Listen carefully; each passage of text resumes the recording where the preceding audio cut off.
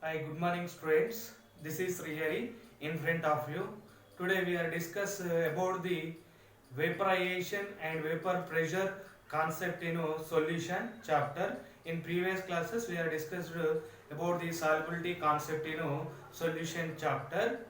In summer we observe that level of water in a open vessel, ponds, lakes are decreases because some of the water molecules are escapes from the liquid state to the vapor state into the atmosphere. That's why level of the water is decreases. The transformation of the liquid to vapor form is known as the vaporization or evaporation. The transformation of a liquid to vapor form is called vaporization or evaporation. The number of molecules escaping from the liquid surface in unit time is known as the rate of evaporation. The number of molecules escaping from the liquid surface in unit time is known as the rate of evaporation or rate of vaporization. Rate of evaporation depends upon the four factors. Those are nature of liquid, surface area, temperature and flow of air current over the surface. Rate of evaporation depends on the four factor: nature of liquid, surface area, temperature and flow of air current over the surface. And we also observe that some vapor molecules are come back to the liquid state. The transformation of the vapor molecules with the lower kinetic energy back to the liquid state is known as the condensation. The transformation of the vapor molecules into the liquid state is known as what? Condensation. The number of molecules condensing on the liquid surface in unit time is known as the rate of condensation. The number of molecules condensing on the liquid surface in unit time is known as the rate of condensation.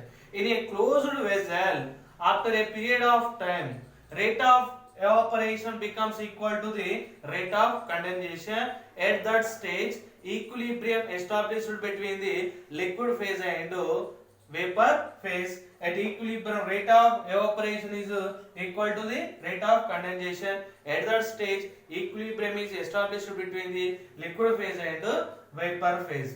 At this stage, the pressure exerted by vapor over a liquid when they are equilibrium with each other is known as the vapor pressure. At equilibrium, the pressure exerted by the vapor over the liquid surface is known as the vapor pressure.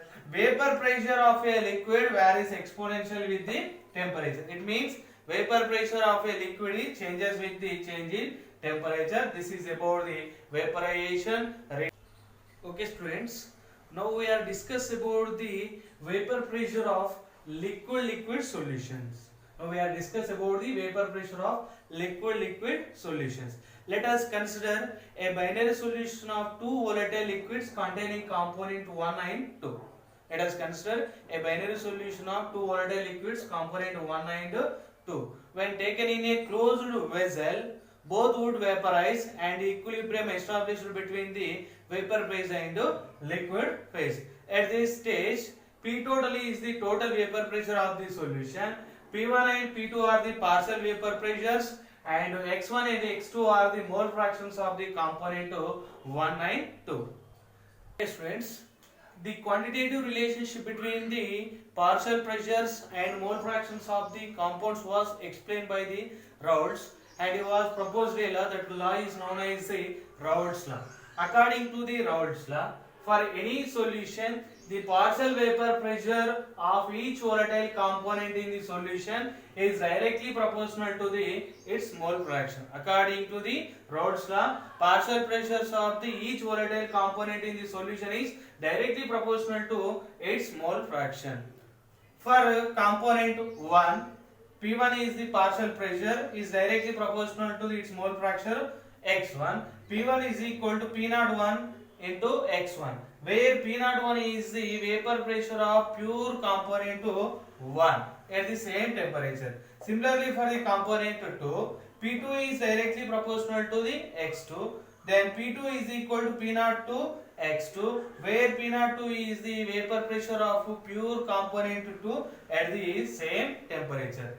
According to Dalton's law of partial pressure. In our first year chemistry, we have studied about the Dalton's law of partial pressure. According to the Dalton's law of partial pressure, the total pressure over the solution will be equal to the sum of the partial pressures of the component gases. Then P total is equal to P1 plus P2. Now substitute the value of P1 and P2 and we get P total is equal to P01 into x1 plus P02 into x2. From the mole fraction concept, we know that sum of the mole fractions of the components are equal to the 1. We know that x1 plus x2 is equal to 1 and x1 is equal to 1 minus x2. Now substitute the value of x1 in this equation, we get P total is equal to P01 1 minus x2 plus P02 into x2.